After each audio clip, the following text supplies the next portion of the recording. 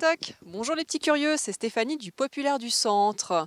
Je suis à la Tourbière des Doges. Est-ce que vous savez ce que c'est qu'une tourbière? Non? Alors on va voir Philippe, c'est le conservateur, il va tout nous expliquer. Vous me suivez?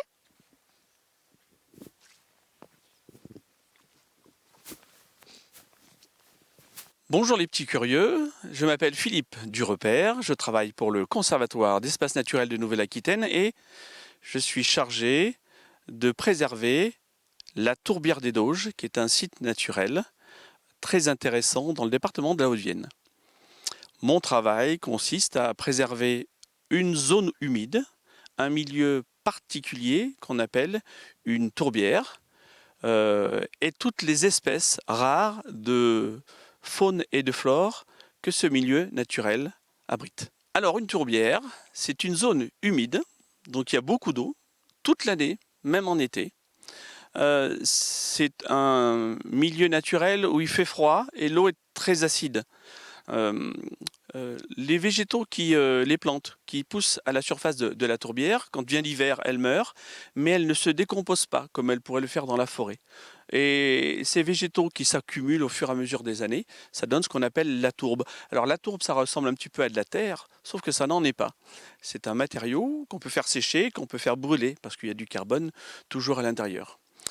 La tourbe a commencé à s'accumuler ici il y a plus de 12 000 ans. Donc on est sur un milieu naturel qui est très très très vieux. Et sur cette tourbe noirâtre qui est pauvre, ne se développent que des végétaux qui n'ont pas beaucoup de besoins. Et en particulier une petite plante qu'on appelle la drosera, qui est une plante carnivore, qui a besoin de beaucoup de nourriture, mais qui la prend dans les animaux qu'elle mange parce qu'elle n'a pas assez de nourriture dans le sol.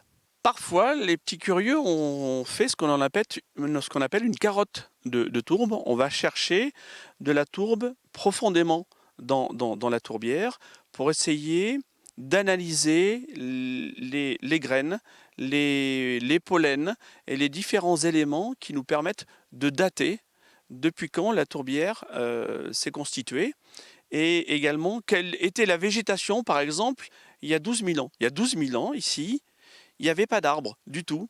Il y avait des carex, c'était une sorte de steppe. Et tous les monts en Basac étaient une steppe. Et c'est grâce à ce livre ouvert qui est la tourbière qu'on peut analyser tout ça et voir comment a évolué le milieu naturel grâce à cette accumulation depuis 12 000 ans de la tourbe au sein de la tourbière. Alors évidemment, une tourbière, faut venir la voir. Donc venez nous voir, il y a des chemins qui sont balisés, 2 km, 5 km. On peut le faire tout le temps.